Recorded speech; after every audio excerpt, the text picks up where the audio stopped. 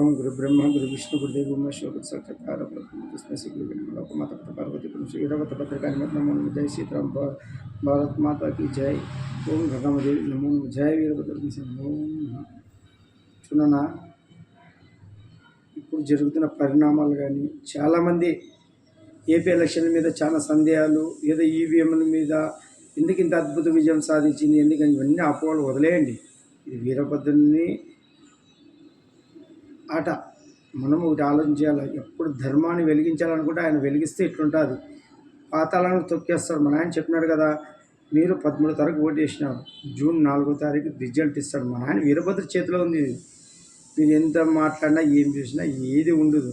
ఈ ధర్మ విజయం ఆయన అనుకున్న వాళ్ళని నిలబెట్టినాడు, గెలిపించినాడు, తర్వాత నడిపిస్తాడు. తర్వాత ఇక తొందరలో మన ఆయన కూడా వచ్చి దిశానిర్దేశంతో భారతదేశాన్ని విశ్వగురువు ఎట్లా చేస్తాడు, కులాల్ని మతాల్ని ఆడుకుంటున్న ఈ అరాచక శక్తుల్ని, దేశద్రోహుల్ని, బయట చాలా విచ్ఛిన్నకరణ శక్తులు మన భారతదేశంలో కొన్ని రాష్ట్రాలు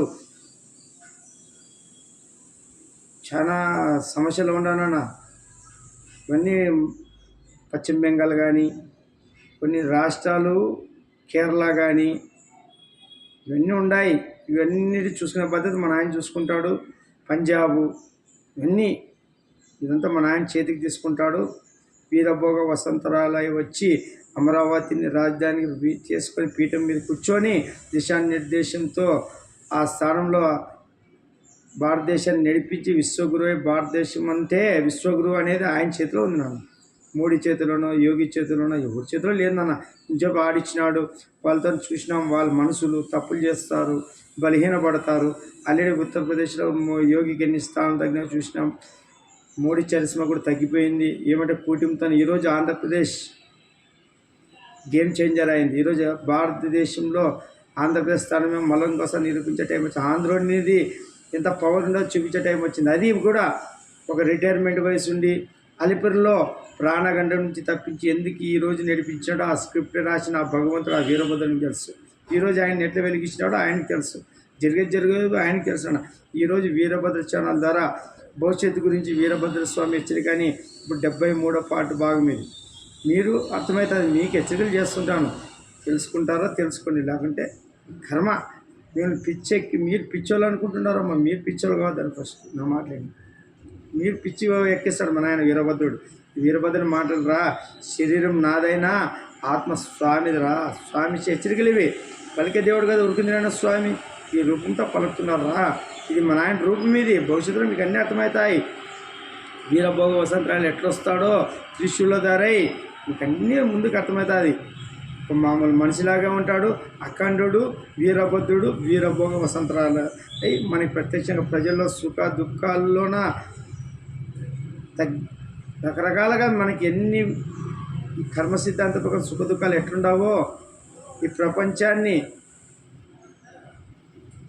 భ్రష్టు పట్టిన ఈ సమాజంలో చూస్తున్నాం. ఇప్పుడంతా మనం యువకులు భార్యాభర్తల బంధాలు ఎంత నిలబడుతుందో చూస్తున్నాం. పెళ్ళి కాకుండానే ఎట్లా లయ తప్పి లివింగ్ రిలేషన్ అనుకుంటే ఇట్లా పాశ్చాత్యాన్ని ఇక్కడ అలవాటు చేసి చూస్తున్నాం. ఇవన్నీ మళ్ళీ అరాచక శక్తిని ఆరించి ఇంకా మత్తు పదార్థాలతోనో వీటితో పబ్బులతోనో యువకులు ఎట్లా తయారై నాశనం అవుతున్నట్టు చూస్తున్నాం. మళ్ళీ ఇవన్నీ కంట్రోల్ చేయాలా. దేశంలోనే అరాచక శక్తి లేకుండా ఫస్ట్ ఇంటిని దిద్ది తర్వాత బయట దేశాలు చూసుకుంటాడు. మన పాకిస్తాన్, చైనా వాళ్ళందరినీ అవన్నీ ఎట్లా దాడి చేయాలో మన ఆయనకు తెలుసు. కానీ మీరు ఫస్ట్ ఇదే నా లెక్కలో ప్రజాస్వామ్య పాలనలో ఇదే ఆఖరి ఎన్నికలు, ఈ 5 ఏళ్ళలోనే ఆఖరి ఎన్నికలు అనుకుంటున్నాడు మా ఆయన. ఎందుకంటే మన ఆయన అధ్యక్షుడైతే ఎన్నికలు అవి ఉండవు. అధికారుల ద్వారా ఐపీఎస్ ఐఏఎస్ల ద్వారా రాజ్యాంగ వ్యవస్థలు నడుపుతాడు. ఈరోజు మనం అన్నీ చూసిన ప్రజాస్వామ్యంలో ప్రజలు ఇచ్చే తీర్పులు గందరగోళం ఎట్లా చూస్తున్నాము.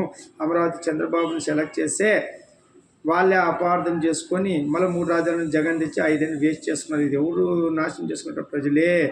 ప్రజలు వివేకాలు కాదు, కులాలని మతాలను పట్టుకుంటారు, వ్యక్తిగతాలను పట్టుకుంటారు. కాబట్టి ఈ విధంగా ప్రజాస్వామ్యంలో న్యాయం జరగదు. ఇది మన ఆయన వీరభద్రుడు. ఓడిపోయే మోడీని నిలబెట్టినాడు, పాతాళంలో పడిపోయిన చంద్రబాబుని లేపి ఈరోజు చరిస్మా చేసి గేమ్ చేంజ్ అని చేసినాడు.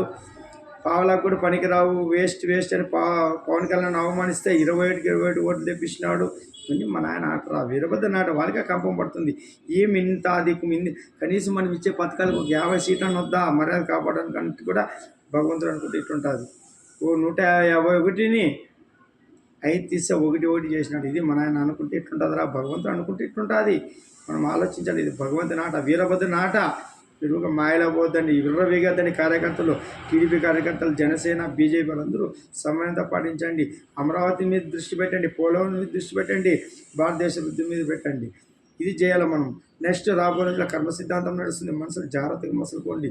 మీరు ఏది ఇస్తే అది వెంటనే తిరిగి ఇస్తుంది. ఇప్పుడు వాళ్ళు ఇచ్చినారు మీకు, వాళ్ళకి వెంటనే ఇప్పుడు తిరిగి ఇచ్చే అవకాశం వచ్చింది. కానీ ఇది మీ ద్వారా కాదు, ఆయన చూసుకుంటాడు. న్యాయానికి కూడా, న్యాయ వ్యవస్థలు కూడా న్యాయం జరగకపోతే తర్వాత మన ఆయన తీసుకుంటాడు. వడ్డీతో సహా తిరిగేస్తాడు. ఎవరిని వదిలేదు ఉండదు. ఇప్పుడు వాగిన కుక్కల్ని అందరూ, పేటీఎం కుక్కలు అందరూ ఎవరిని వదిలేదు ఉండదు. ఎందుకంటే అబద్ధాలు చెప్పినా, అవినీతికి చేసిన దోషమే. ఆ పనిష్మెంట్ తప్పకుండా ఉంటుంది. మీరెవరు వ్యక్తిగతంగా ఏమి రాజ్యాంగం చేతిలో తీసుకోవాల్సిన లేదు. రక్షణ వ్యవస్థని కాపాడడానికి పోలీసులు ఉన్నారు, న్యాయ వ్యవస్థలు ఉన్నాయి, అన్నీ ఉన్నాయి. రాజకీయ నాయకులు లయ తప్పినందుకు ఇన్ని సమస్యలు. ఈ రాజకీయ నాయకులు అంటే మన జగన్ గారు తీసుకున్న వ్యవస్థలు సర్వనాశనం చేసినాడు. జ్యుడిషియల్ కానీ అన్ని వ్యవస్థలోనే ఇంట్రెస్ట్ అయ్యి వ్యవస్థలు చేసుకుని ఇంక నేనే పాలిస్తాను 20 ఏళ్ళు అని కేసీఆర్ పోయినాడు. ఇప్పుడు ఈయన గురు శిష్యుడు పోయినాడు. మీకు అర్థమవుతుంది. ఇంకా మోడీ అమిత్ షాలు విర్రవీగినారు. 400 సీట్లు, 5 సీట్లు. మా నాయన అనుకుంటే 2 సార్లు గెలిచినారు. ఈసారి మీకు ఓటే మంచుల్లో తీసుకుపోయి నిలబెడితే ఎట్లుంటో చూపిస్తున్నాడు. ఒక్కసారి చంద్రబాబు గేమ్ చేంజర్ అయితే మీ పరిస్థితి ఎట్లుంటో చూపిస్తున్నాడు. ఇప్పుడు మర్యాదిస్తున్నారు. విశాఖ స్టీల్ ప్లాంట్ తీసుకోమని చూసాం. ఎట్లయితే అందులో మీరే తక్కువ అన్నారా అని చెప్పకూడదు. ఇప్పుడు మీరు మిత్రపక్షం ఉన్నారు కాబట్టి మీరు అవన్నీ గతాన్ని వదిలేయండి, ధర్మాన్ని పట్టుకోండి, అమరావతిని కట్టండి, పోలవరం కట్టండి, భారతదేశాన్ని కాపాడండి. అన్ని రకాలుగా తర్వాత మా నాయన ప్రత్యక్షంగా వచ్చి ఇసుగురు ఎట్లయితే మీకు చూపిస్తాను. త్వరలోనే, ఎక్కువ రోజులు కూడా అవసరం లేదన్నా, త్వరలోనే ఉంటుంది. అది కూడా వీడియోల్లో మీకు రోజు రోజుకి మీకు ఇంట్స్ ఇచ్చుకుంటూ పోతుంటాను. ఇది వీరభద్ర యుగం. వెంకటస్వామి కాదన్న, వెంకటస్వామి ఆల్రెడీ కలియుగాన్ని ఇట్లా నిలిచిపోయినాడు. ఆయన నిజంగా కాపాడుకునేటట్లు ఆయన గుళ్ళ 5 ఏళ్ళు నిన్న అరాచకాలు జరుగుతుండలేదు. మన ఆయన చేతిలో రక్షకుడు. ఇప్పుడు మీరు ఒకటి తెలుసుకోవాలా, పీఠాధిపతులు కానీ, హిందూ బ్రాహ్మణులు కానీ, వీరంతా వేణుస్వామి గురించి మాట్లాడతారు. వేణుస్వామికి ఏం తెలుస్తుందన్న? జాతకాలు, గీతకాలు నమ్మేవాళ్ళు మీకు తెలాల. మీరు రాత మారాలన్నా, గీత మారాలన్నా, భగవంతుడు అనుకుంటే ఏదైనా మార్చగలడు. ఉదాహరణకి మార్కండేయ స్వామి 12 ఏళ్ళ ఆయుష్ని శివుని ధర తపస్తం మెప్పు పొంది ఈరోజు చిరంజీవి కలియుగంలో వెలుగొందుతున్నాడు మార్కండేయ స్వామి. ఇట్లా మన కర్మ సిద్ధాంతం ప్రకారం కష్టాలు వస్తాయి, బాధలు వస్తాయి, నష్టాలు వస్తాయి, దుఃఖం వస్తుంది, సుఖం వస్తుంది, విర్రవీగితం అన్నీ ఉంటాయి. కానీ ఒక క్రమశిక్షణతో భగవంతుని నమ్ముకొని నువ్వు చేసుకుంటూ పోతుంటే సాధన గొడ్డతో పడి సూత్తో పడుతుంటుంది. కష్టాలు అన్నీ ఎదుర్కొంటే జయం అవుతుంది. ఫస్ట్ క్రమశిక్షణ దైవం కోసం ప్రార్థించు. ఇట్లా మొక్కేది ఎందుకు తెలుసా? నీకోసమే రా. అది క్రమశిక్షణ కోసం. పూజ అనేది ఇంట్లో క్రమశిక్షణ కోసం. ఒక నమాజ్ చేసినా, ఒక ప్రార్థన చేసినా, ఒక గుడికి పోయి, చర్చికి పోయి ఇది చేసినా, అన్నీ ప్రార్థన చేసినా ఇవన్నీ ఉంటారన్న. మీరు తెలుసుకోవాలా, వెలగల్లా.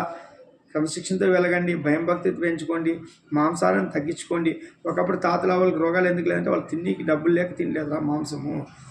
ఎవరో కొద్దిమంది తిని నాశనం అవుతుంటారు. ఇప్పుడు అందరూ తింటున్నారు కాబట్టి గుడ్లు, ఫస్ట్ గుడ్లు తగ్గించాలి. గుడ్లు అంటే ఉడికిపెట్టిన జీవాన్ని ఉడికిపెట్టిన కాసుకొని తినట్లా. పిల్లలు తినిపించి పిల్ల రాక్షసులా తయారైపోతున్నారు. విటమిన్లు కాదు అవి. మనలో రాక్షసత్వం పెరుగుతున్నది, కామము క్రోధం పెరిగి విచ్చిలుడిగా వరుసలు లేకుండా ప్రవర్తిస్తున్నాం. రాక్షస తినే అది మనం తిండి దేవుడు శివుడు ఆల్రెడీ మనం సృష్టించినాడు జీర్ణ వ్యవస్థని. దాంట్లోకి అది చూసుకుని 2 రోజులు అరక్క గ్యాస్ ట్రబుల్ అని రోగాలు తెచ్చుకుంటాం. మనం తిండి జీవాలు కాదు.